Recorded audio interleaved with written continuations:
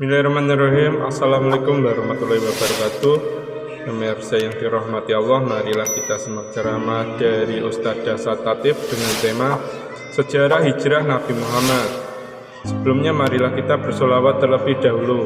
Allahumma sholli ala Sayyidina Muhammad wa ala ali Sayyidina Muhammad. Selamat menyaksikan. Nabi dari lahir sampai usianya 40 tahun, masyarakat Mekah mencintai beliau. Dek gaga to kabeci, na puji mana to Mekah.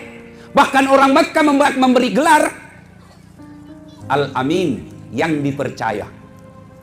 Ketika belum menjadi 40 tahun. Tapi ketika usianya 40 tahun, Allah kemudian takdirkan menjadi nabi dan rasul. Terima wahyu, Iqra bismi rabbikal ladzi khalaq. Setelah itu Nabi kemudian menjadi nabi dan rasul. Nabi berdakwah, la ilaha illallah, tiada Tuhan selain Allah, jangan sembah kecuali Allah, Muhammad Rasulullah, Muhammad adalah utusan Allah. Dakwah awalnya sembunyi-sembunyi, hanya dari sahabat dekat, keluarga-keluarga dekat, sembunyi-sembunyi dakwah. Tapi akhirnya kafir Quraisy pun menciumnya. Abu Jahal, Abu Lahab, Abu Sofyan, Abu Gosok mulai marah. Ini ada nabi baru ini. Ada ini Muhammad bawa ajaran baru. Tiada Tuhan selain Allah. Jangan sembah kecuali Allah. Hanya satu Tuhan. Marah Abu Jahal. Dia bilang, bagaimana caranya ini agamanya Muhammad? Masa satu Tuhan? Bagaimana mau urus kalau satu Tuhan? Sekarang saja kita punya 4 Tuhan. Nah susah tak minta ampun. Kenapa? Saat itu kafir Quraisy 4 Tuhannya. Latah, Manat, Uzza, Hubal. 4 Tuhannya. Dan mereka membuat Tuhan dibikin seperti patung. Kualitasnya tergantung tingkat ekonominya. Orang kaya bikin Tuhannya dari emas. Ada tangannya, ada kakinya, ada kepalanya, ada badannya. Dibikin seperti patung, lalu disembah. Yang agak kaya sedikit, tepung perak, besi. Yang miskin, paling miskin, dia bikin Tuhannya dari apa? Tepung terigu. Dia bikin tangannya, dia bikin kakinya, dia bikin kepalanya. Baru dia sembah. Selesai dia sembah, malupui. Belok pe gajah. Dia lihatlah Tuhannya. Sudah disembah, dia bilang, Tuhan maafkan saya. Ganti yang lagi di. Sudah makin kesembah, sekarang saya lapar. Akhirnya apa? Nah ambil tangannya, dia makan. Dia ambil kakinya, dia makan. Dia ambil kepalanya, dia makan. Habis dia makan Tuhannya. Itulah masyarakat jahiliyah zaman dulu. Sekejam-kejamnya bangsa Indonesia, Pak. Sampai sekarang tidak ada yang pernah makan Tuhannya. Tapi kafir Quraisy awal-awal Islam ditegakkan, itu orang di sana dia makan Tuhannya. Abu Jahal mulai gelisah. Ini Muhammad makin hari makin berdakwah dengan terang-terangan. Akhirnya setelah Islamnya Abu Bakar, Umar bin Khattab. Umar masuk Islam. Tadinya keluar rumah mau membunuh Nabi. Dia bawa pedangnya.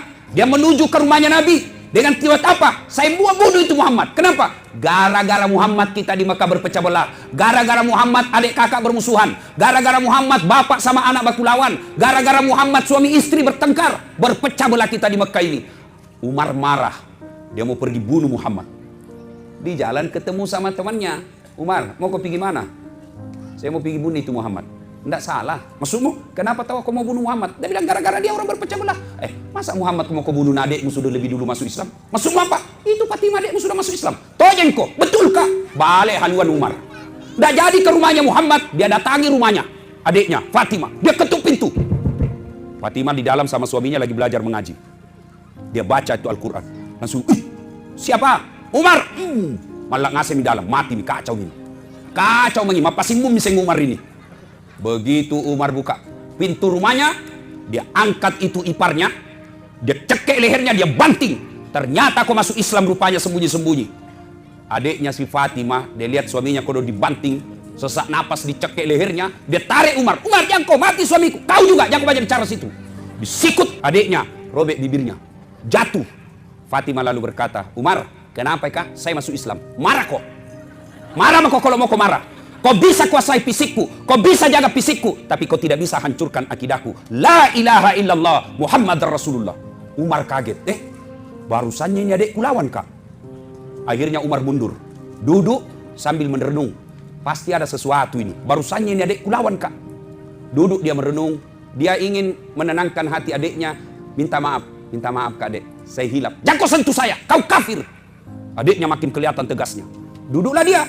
Tiba-tiba dibawa kain di bawah tempat duduknya itu Fatimah, dilihat ada gundukan-gundukan. Apa? Tulisan Al-Quran yang ditulis di kulit unta.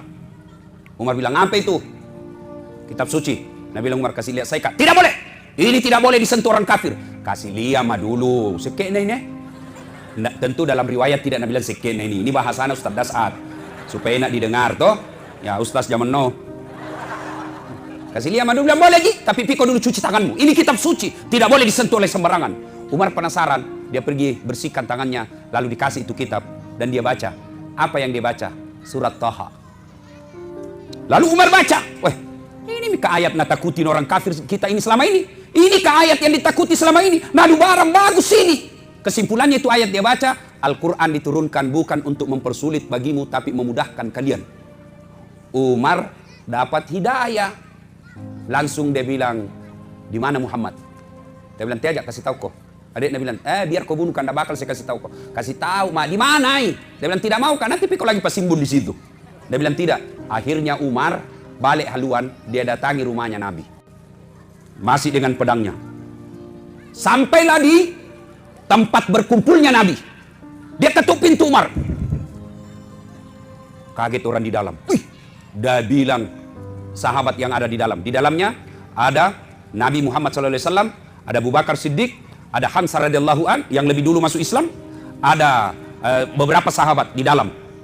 Ada juga Mu'adz bin Jabal. Ush, ketuk, kaget orang semua di dalam. Umar, mati. Dia bawa pedang. Nabi bilang, Hamzah, buka. Karena Hamzah juga preman Pak, jago tongi. Dia rewatong, pamannya Nabi. Nabi bilang, Hamzah, buka. Kalau dia bermaksud baik, alhamdulillah kalau dapat hidayah, kita terima baik-baik. Kalau dia bermaksud jahat, borongi. Gimana di dalam tuh? Diborongi kalau macam-macam nih. Buka pintu. Begitu buka pintu, Hamzah langsung maju. Dia buka, dia ambil lehernya Umar, dia banting ke dinding. Kenapa kau datang ke sini bawa pedang? Nabi bilang, Umar, aina Muhammad? Mana Muhammad? Langsung kedengaran suara dari kamar. Nabi berkata, kasih jalan. Ya Umar, mari. Disambut. Lalu Umar berkata apa? Ya Muhammad, saksikan la ilaha illallah Muhammadar Rasulullah. Tiada Tuhan selain Allah dan Muhammad adalah Rasul Allah. Sahabat yang hadir pada saat itu langsung takbir. Allahu Akbar, Allahu Akbar, Allahu Akbar. Lalu Umar berikrar, kalian semua lebih dulu masuk Islam. Saya akan kejar ketertinggalanku. Mulai hari ini saya akan lakukan sebaik-baiknya untuk membela agama Allah. Lalu Umar punya usul. Ya Muhammad, kenapa Umar? Ini kan dakwah yang kita sampaikan cocok. Yang kita mau sampaikan ini barang bagus. Kenapa kita cokok-cokok? Kenapa kita dakwah sembunyi-sembunyi? Apa kata Nabi? Umar, saya tahu yang kita sampaikan ini barang baik. Tapi kau tahu mito kita minoritas. Kita sedikit di sini di Mekah. Mereka banyak. Kalau kita dakwah terang-terang, habis kita. Ngapas sakit. Apa kata Umar? Tenangki Nabi. Nakke pallapi arona. Saya yang lindungi. Kalau ada yang coba ganggu kamu ya Muhammad, ada yang coba halangi dakwamu, saya yang hadapi. Kenapa? Di Mekah memang pada saat itu Pak, tidak ada yang kali Umar berkelahi. Maknanya Pak, itu yang jago-jago berkelahi bersahabat ki sama ustaz. Jo pareman-pareman kah, yang banyak tatonya, sahabat ki ustaz. Lindungi ustaz. Jangan malah dipersekusi, jangan dikejar-kejar, jangan malah dilarang dakwah. Pakai aparat untuk mengganggu dakwah. Kau bisa berkuasa 5 tahun, paling lama 10 tahun, tapi nak tunggu kau malah kalah maut. Pas sangkai ke domu. Akhirnya mulailah Nabi dakwah terang-terangan. Sebelum Umar masuk Islam, dakwah sembunyi-sembunyi. Setelah Umar masuk Islam, dakwah kemudian dilakukan terang-terangan. Bahkan secara terbuka. Kalau tadinya Nabi sembunyi-sembunyi, kemudian setelah Umar masuk Islam, sahabat kelilingi Ka'bah sambil mengucapkan La ilaha illallah, La ilaha illallah. Mereka bergerombol. Melihat ini, Nabi dan para sahabat keliling Ka'bah sambil tahlil, La ilaha illallah, La ilaha illallah. Didengar sama Abu Jahal yang lagi rapat. Nabi bilang Abu Jahal, kurang ajar, berani nih, terang-terangan nih. Abu Jahal keluar, dia mau hampiri Muhammad, dia mau hantam Muhammad. Tiba-tiba ditarik sama Abu Lahab. Hehehe. Hati-hati kok, ada Umar di dalam. Bisa kau lawan Umar? Ya tadinya mau maju, mundur. Aku ada singgah lapar. Mundur. Akhirnya mereka tidak bisa ngapain setelah ada Umar bin Khattab. Suatu ketika mereka rapat. Abu Jahal, Abu Lahab, Abu Sufyan rapat. Saudara-saudara sekalian, Muhammad ini pergerakannya semakin agresif. Muhammad dakwanya semakin terbuka, makin banyak pengikutnya. Kita apa ini? Bahaya agama nenek moyang kita, terancam. Ada yang usul. Ketua sidang, apa? Bagaimana kalau kita kumpul uang, sogok Muhammad? Apa Nabi bilang ketua sidang? Mohon maaf, Muhammad bukan pejabat Indonesia. Kasih uang habis perkara. Kita juga salah, kenapa kita mau kasih uang? Sama-sama aja Ki. Nabi bilang salah orang pejabat Ustaz mau disogok. Biar dia mau sogok, kalau dari sogok sama aja Ki. Kita juga ibu-ibu kalau pilkada mau semua jadi ambil jilbab. Sogok juga semua itu. Kalau begitu tolak ini, tidak mempan kau kasih duit. Kalau begitu cari cewek paling cantik, bawa ke Muhammad untuk dikasih hadiah Muhammad. Apalagi Nabi bilang ketua sidang, tidak mempan bos. Muhammad bukan pejabat Indonesia, kasih perempuan hijau matanya. Kalau begitu bagaimana? Oke, kalau begitu kita kasih jabatan paling tinggi Muhammad. Kita lantik dia sebagai raja di kota Makkah ini. Dia sebagai pemimpin utama. Apa dia bilang? Tidak mempan kau sebut jabatan. Sudahlah, tidak ada itu. Uang tidak mempan. Wanita tidak mempan. Jabatan tidak mempan. Kita tidak tahu diapain ini Muhammad supaya berhenti dakwah. Tiba-tiba dari belakang ada anak muda usul. Pak Ketua begini, apa? Jami banyak bicara. Uno bawan nih, bunuh nih saja. Dia bilang ini ketua sidang, masalahnya Muhammad juga ada sukunya. Dia punya Bani Hashim. Kalau Muhammad dibunuh, pasti ngamuk Bani Hashim. Sama lah kira-kira kalau kita di sini kan ada Jawa, ada Bugis, ada Makassar, ada Toraja, ada Nrekang. Ya kira-kira satulah suku. Nah bilang kalau dibunuh, suku yang lain ngamuk. Gampang. Supaya dia tidak macam-macam ini Bani Hashim, diborongi. Semua kepala suku diajak kita supaya kalau marah Bani Hashim, diborongi sama suku yang ada di sini. Bagaimana? Setuju? Setuju. Cocok kita wah. Kapan? Jangan lama-lama. Besok malam. Oke. Rapat memutuskan. Muhammad besok malam diadakan pembunuhan. Rapat memutuskan ini rahasia negara. Tidak boleh ada yang bocorkan. Setuju? Setuju. Siapa yang bocorkan kita pancung kepalanya. Setuju? Setuju. Rahasia negara.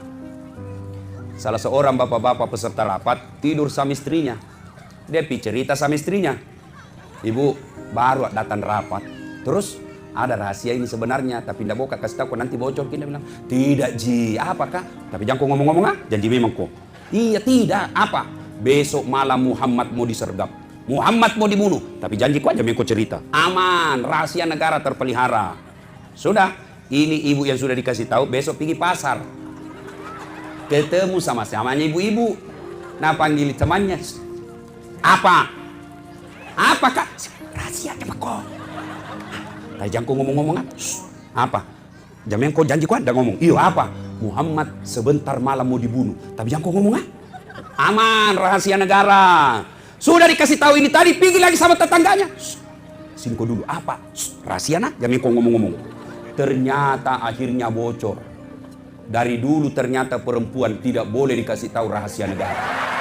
Pasti bocor. Maka Pak Bupati, Wakil Bupati, Ketua DPR, Pak Camat, jangan kasih tahu rahasia jabatan ke istri. Pasti bocor itu. Mau ditanda tangan SK tiba-tiba ibu keberatan, akhirnya tidak jadi. Berapa kasus seperti itu. Kita baik sama Bupati, ternyata istri Bupati yang marah. Kadang-kala begitu. Ya, maka rahasia negara simpan baik-baik, jangan kasih perempuan. Kalau nak tahu bocor nih. Fitrahnya memang perempuan itu begitu. Coba kalau pengajian begini itu banyak itu rahasia beredar.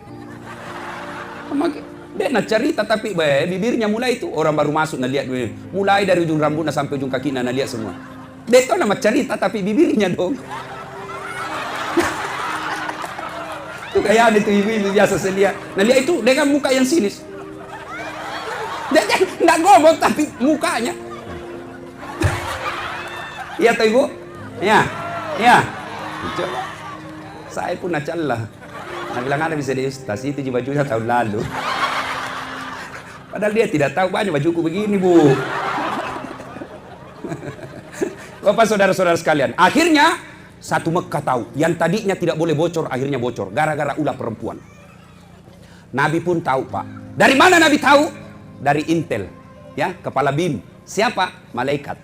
Muhammad, sebentar malam akan ada penyergapan. Hati-hati kok, dimengerti, ganti korek, siap, di kopi, 86.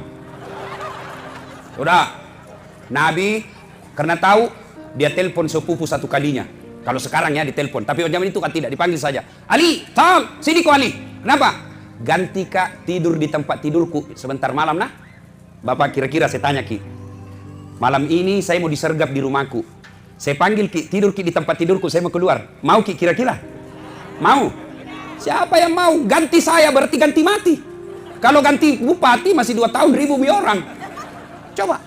Ini ganti mati. Ali, kau tidur di tempat tidurku. Remaja masjid waktu itu Ali kalau sekarang. Apa kata Ali? Siap laksanakan tugas. Waktu itu ditanya Ali, kenapa kau mau ganti Muhammad? Kau tahu malam itu akan ada penyergapan. Apa kata Ali? Dengar semua baik-baik.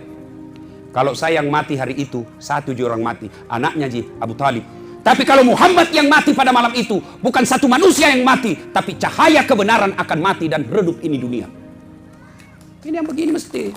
Biar bisa mati yang penting Islam tegak. Biar saya mati yang penting dakwah jalan. Ah itu.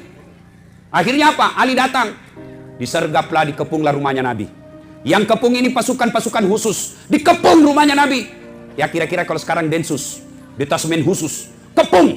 Yang jago semua berkelahi Pak. Allah perintahkan Jibril. Jibril, suruh kau Muhammad baca ini ayatku. Ada yang tahu? Ayat yang dibaca Nabi? Ada yang tahu? Saya kasih hadiah kalau ada yang tahu. Ah, apa ayatnya? Nah, ini hadiah. Dai kau sini kasih kau hadiah. Cepat kau. Cepat kau kasih kau hadiah. Cepat. Jangan malu-malu. Lentong itu kalau uang ustaz dengan uang bupati. Hadiahmu ini deh. Ya, makasih. Ayat yang dia baca, Allah perintahkan. Baca ini ayat. Bismillahirrahmanirrahim. Wa ja'alna min baini aydihim sadda wa min halfihim sadda fa agsaynahum fahum la yubsirun. Di muka mereka kami pasang dinding, belakang mereka kami pasang dinding, kiri kanan mereka pasang dinding, seolah-olah mereka tidak melihatnya. Mereka seolah buta. Nabi lewat tidak ada yang lihat. Bayangkan, inilah yang dia baca anak mahasiswaku kalau ada polisi lalu lintas rahasia. Nabi ada rahasia. Nah baca Bismillahirrahmanirrahim. Wa ja'alna min baini adihim wa min khalfihim sab'atan. Pas lewat bunyi sempritan. Dia datang ke saya, dia bilang, Ustaz, Pak, bale-bale. Sambaran mulut Ustaz bale-bale. Ada itu Ustaz bale-bale. Mas semua apa? Ku baca itu ayat, Pak. Ditilang ja. Kenapa bisa ditilang? Kau bilang, tidak pakai helm. Ku bilang, bukan ayat salah. Kau yang dongo. Pasti nagap kok. Apalagi itu polisi nah hafal juga itu ayat. Ada bapak-bapak juga dan coba tunggu. 3 malam baru datang. Padahal istrinya sudah tunggu dan dah. Mau nak baca dong. Kamu baca kok tuh. Sudah. Nabi keluar Pak. Biiznillah. Dengan izin Allah. Tidak ada yang lihat. Padahal riwayat menjelaskan. Andai saja kucing yang keluar dari rumahnya Nabi waktu itu, kucing pun didapat. Tapi mereka seolah-olah dihipnotis. Tak buka matanya tapi dia tidak lihat Nabi. Lewat Nabi. Nanti jauh baru mereka sadar. Abu Jahal langsung tak sadar. Tapi jauhi Nabi. Wih. Sergap masuk. Gandar pintunya. Serang tempat tidurnya Nabi. Ternyata Ali yang didapat. Ditarik Ali. Aina Muhammad? Mana Muhammad Ali? Nabi bilang Ali, orang tidak tahu juga. Orang baru bangun kok ganggu-ganggu. Marah Abu Jahal Pak. Hilang sergapannya. Marah Abu Jahal. Akhirnya Abu Jahal bikin sayembara. Apa sayembaranya? Saudara-saudara sekalian bangsa Mekah. Saudara-saudara sekalian penduduk Mekah. Siapa yang mendapat Muhammad dalam keadaan hidup atau mati, saya kasih hadiah onta betina yang hamil. Onta betina hamil tidak ada suaminya. Onta hamil tidak ada suaminya. Ya biasa Bu, namanya binatang. Kalau hamil tidak ada suaminya wajar. Tapi sekarang tuh banyak tuh perempuan mau sayang sama onta. Hamil tidak ada suaminya deh, beleng-beleng. Nikah kok baik-baik. Yang ku ambil panjar dulu cowok. Tahu enggak itu Pak? Kira-kira Pak Bupati kalau 100 ekor onta itu kurang lebih sekarang 2,5 miliar. Sekarang itu satu onta 25 juta kali 100 ekor. Berapa? 2,5 miliar toh.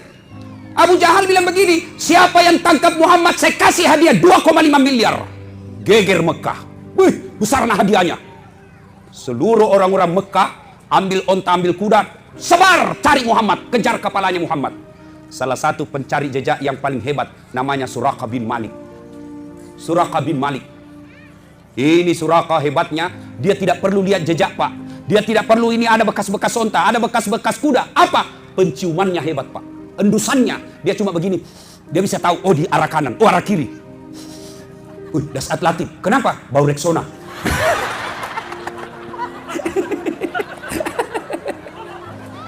Cium lagi. Wakil Bupati. Kenapa? Minyak rambut Brix. Minyak rambut zaman dulu. Lavender. Saya ingat itu lavender. Laki-laki penuh derita. Warna hijau. Naik sedikit menjadi minyak kemiri. Kalau upacara keluar semua di sini. Nggak ada sekarang, nggak ada. Dulu kalau dipakai bukan 1 jari, 2 jari kok bina. Lewat penuh debu. Ini Suraqah hebatnya, dia cium-cium saja Pak. Oi, kanan, kiri, kanan. Hebatnya itu cari jejak Pak. Dia dapat Nabi bersama Abu Bakar. Lalu dia dekati Pak. Dia kencangkan kudanya. Tapi apa yang terjadi? Kudanya langsung standing, jumping Pak. Nangka kaki depannya. Jatuh Suraqah. Naik lagi. Mau kejar, jatuh lagi sampai 3 kali. 3 kali terulang. Suraqah berkata, bukan orang sembarang ini. Barusannya ada seperti ini. Selama ini siapa yang saya cari pasti dapat, saya berhasil bunuh. Tapi ini kok tidak bisa. Dia ulang sampai 3 kali. Lalu dia berkata, itu yang Masih. Orang dilindungi ini. Akhirnya apa?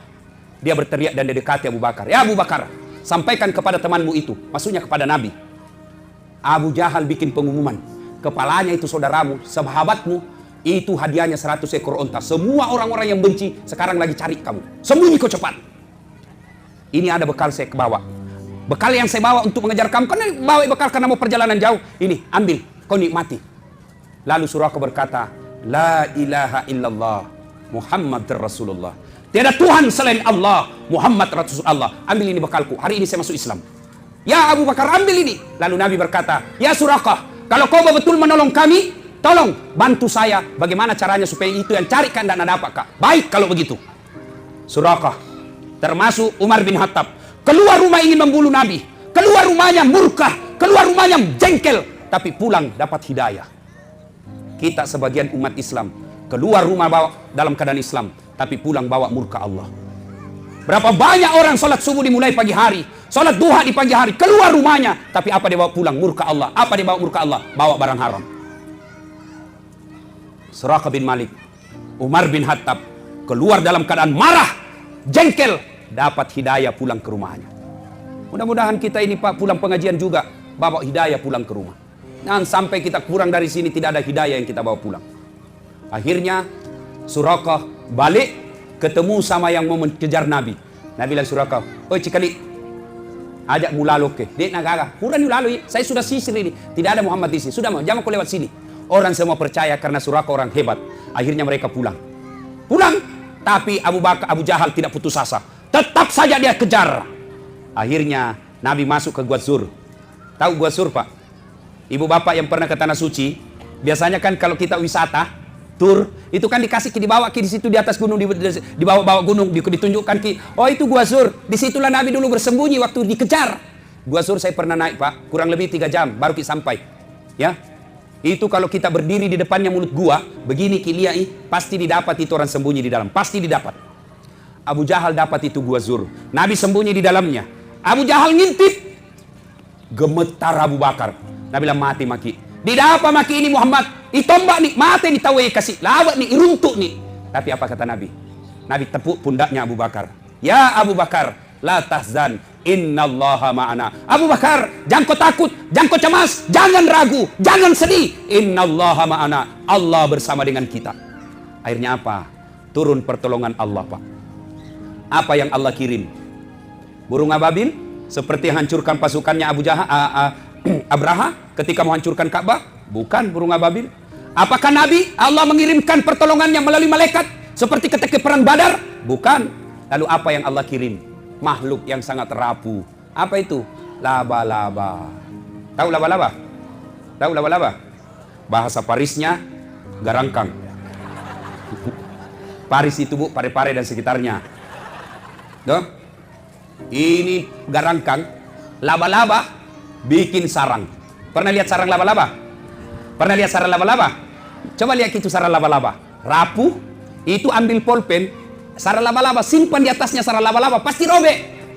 Tapi yang percaya kalau Allah tolong kita, kalau Allah yang bantu kita, sarang laba-laba mengalahkan pasukan-pasukan pilihannya Abu Jahal. Apa dia bilang Abu Jahal? Tidak mungkin ada Muhammad. Kalau ada Muhammad di dalam gua ini, pasti robek ini sarang.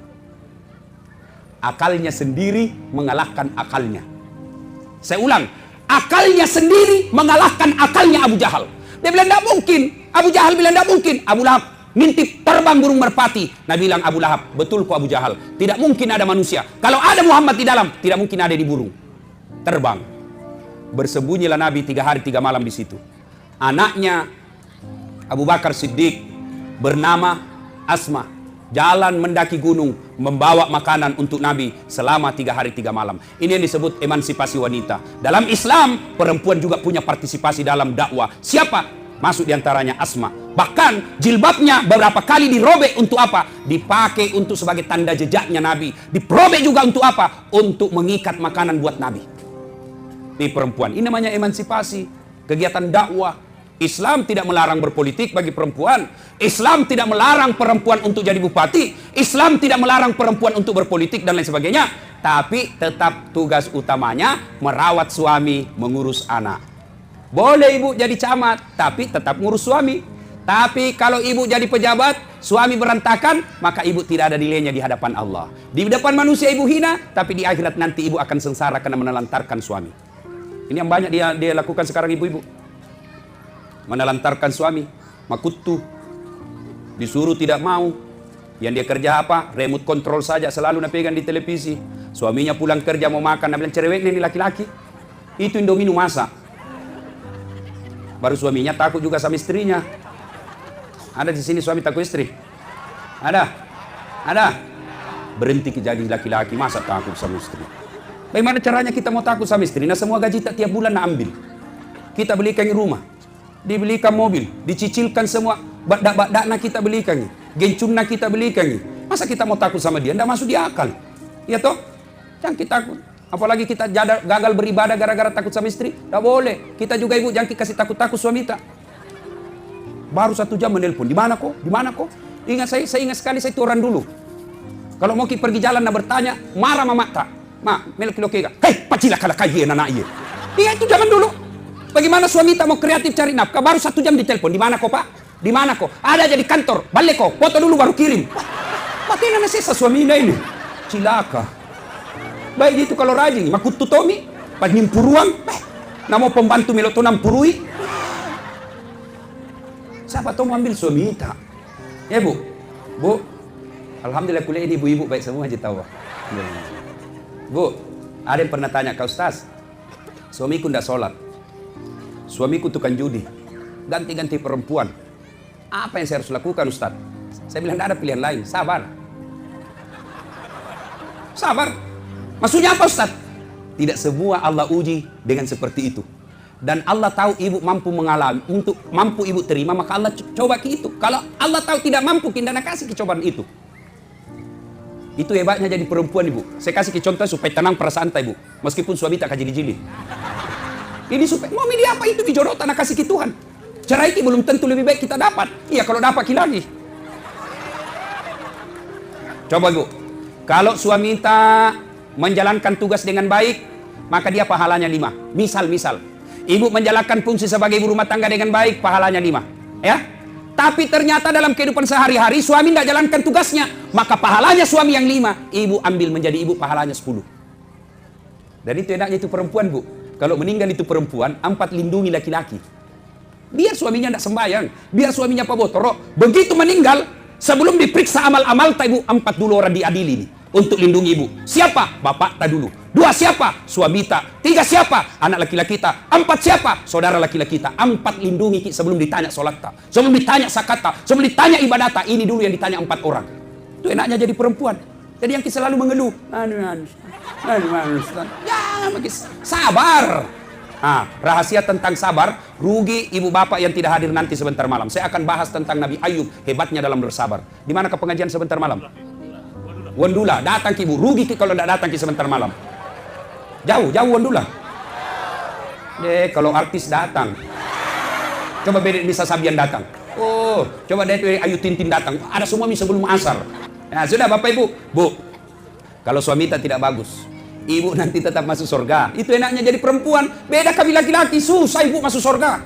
Kalau ibu, coba dengar ibu, suami tak pacandringan, suami tak tukang tipu, suami tak tidak sholat, suami tak narkoba, tapi ibu rajin sholat, ibu sabar di rumah, ibu ngurus anak, tutup jilbab dirinya, tidak pernah makan barang haram, nanti ibu tetap masuk surga, suami masuk neraka. Tidak ada urusan dengan suami tak. Bahkan Nabi jelaskan, kalau kau sabar, kau sholat, kau menunaikan ibadah puasa, kau lindungi harga dirimu, kau tetap patuh kepada Allah, kata Nabi, tadkhulul jannati bisalam. Ini 7 pintu surga ibu, pilih kau mana kau suka masuki. Coba enaknya.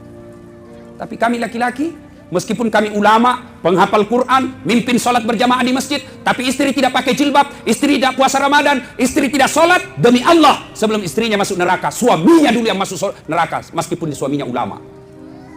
Tidak gampang itu jadi suami, Pak. Makanya yang kita selalu pikir mau 2, 3, 1 saja nanti tanggung jawabnya susah. Tapi Bu, itu laki-laki tergantung istri. Kalau sopan ki, masa suami tak macam-macam? Begitu ada yang gone, dia bilang, nih gato, iko, ila cundek ke. Itu istriku di rumah sopan, santun, taat. Untuk apa lagi? Tidak ada mikala itu istriku, penghuni sorga. Saya mau ikut masuk sorga. Tapi kau pandan kaki, makutu, malas berdandan, suka marah-marah, tidak hargai saudaranya suami, tidak hargai mertua. Naselei ki Bu. Tapi coba kalau sopan kita sama mertua tak, kita hormati mertua tak, kita hormati saudaranya. Datang mau macam-macam suaminya, mau menikah, mertua tak pembela. Apalagi kau mau kawin, belum tentu kau dapat perempuan lebih baik dari itu. Coba kau lihat itu istrimu, saya belum bangun sudah siap sarapan, tidak pernah kasar bicara, tidak pernah kau bantah. Apalagi kau cari kau itu. Haram air susuku kalau mau kau kawin lagi. Mertua tak bela ki. Tapi kalau mertua tak tidak dihormati, datangi sangin marah-marah ki, banting pintu, tanya kapan ki pulang. Jauh-jauh nih dari Pindrang datang suruh aku karena anaknya kerja di Vale. Marah-marahi terus, biar ada mamanya kita marah-marahi juga. Datang saudaranya tidak pernah kita hormati. Pulang kampung lebaran, apa nak bilang? Mak bene nona. Apa itu istrimu tidak tahu sopan santun? Batemu ku kasih sekolah, ku jualkan kau sawah supaya baik-baik derajatmu. Masa istrimu sendiri tidak hargai kau? Kawin kau lagi, kau perlu sembunyi-sembunyi kau. Cidang kau, si mau kau. Saya heran tuh Pak Bupati. Ini perempuan paling banyak fansku kalau ceramah. Padahal perempuan Tommy paling sering ku semes. Tapi nak suka tonji kau dong, alhamdulillah. Mudah-mudahan ibu semua masuk surga nanti bersama keluarga. Amin ya. Ibu mau masuk surga? Mau ki ibu? Masya Allah, perempuan masuk surga itu syaratnya sederhana sekali Bu, kata Nabi. 1, masam pajak kau. Qimis salah. 2, puasa Ramadan. 3, jaga harga dirimu. 4, patuhi suamimu, kata Nabi. Masuk ke surga mana kau suka dari 7 pintu. Coba maki. Enaknya. Apa ini dunia Bu? Kalau suami tak macam-macam, dunia ji Bu. Santai maki. Dunia ji. Kalau ibu ngoncrak-ngoncrak, selingkuh suami tak, kita bilang kau ji saja bisa tonja. Akhirnya ibu selingkuh juga, buka jilbab, malah hancur-hancuran hidup, maka neraka menunggu ibu. Kalau nerakanya dunia kita dapat, paling tidak ada orang dari lahir sampai mati menderita terus. Tidak ada orang susah dari bangun sampai tidur, tidak ada orang susah, pasti ada senyumnya. Tapi kalau masuk ke neraka Bu, tidak ada senyum-senyum. Makanya kalau nahianati ki suami tak, nasiksa ki suami tak, tidak pernah dia baik-baik sama kita, bilang ki saja dalam hati, memang bukan surga suami yang kununggu, tapi yang kutunggu adalah surganya akhirat. Nabi bilang suami, jadi kalau tidak ada uangnya suami, sabar ki. Dunia tidak dibawa mati, uang tidak mati, orang tidak ada uang. Tapi pernah saya bilang begitu, Nabi bilang istriku, iya, saya tahu ji, tidak dibawa mati itu uang, tapi kalau tidak ada uang rasanya mau mati. Sebab apa sih Pak Guru ini? Sudah, lanjut kita kisah. Aman 3 hari, keluarlah Nabi. Lanjut perjalanan. Di sahabat di Madinah yang lebih dulu hijrah, gelisah. Mati bini Muhammad. Kenapa? Sudah 7 hari belum ada kabar. 8 hari belum ada kabar. Kalau sekarang kita mau ke Makassar, 2 hari tidak sampai. Tidak ada masalah. Kenapa? Ditelepon orang di Makassar. Tanam makwa, mobil macet. Kempes banyak, tidak bisa goyang sama sekali. Keluarga bisa tenang. Kenapa? Tahu sebabnya. Tapi pada zaman itu semua gelisah. Kenapa? Tidak ada telepon. Mati bini kode Muhammad ini. Dikejar, hancur bini. Kejar-kejar. Tunggu-tunggu, 9 hari tidak ada kabar, 10 hari tidak kabar. Makkah Madinah 500 km. Hari ke-11 barulah ada kelihatan. Tunggu-tunggu, di jauh kejauhan tampak ada seperti kalau kuda lahir di padang, kan ada itu debu yang terbang-terbang. Lalu sahabat berkata, wih ada terbang-terbang debu, mungkin Nabi. Makin dekat, kelihatan. Wih Abu Bakar bersama Nabi, maka disambutlah.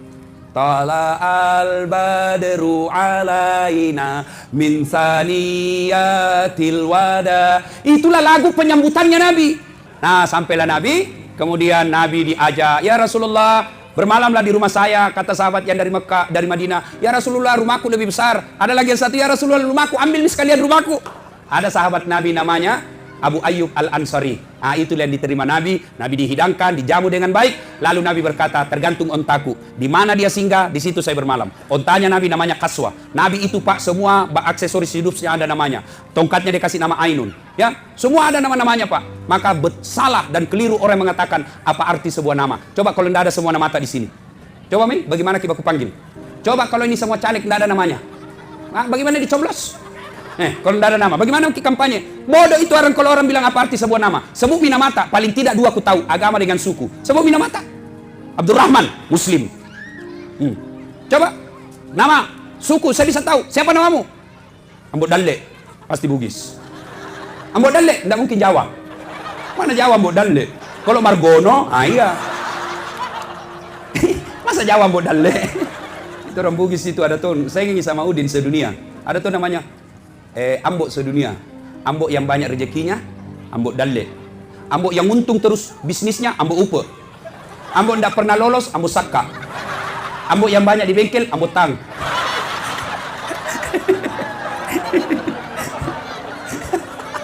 Ambok yang panjang umurnya, Ambok Tuo.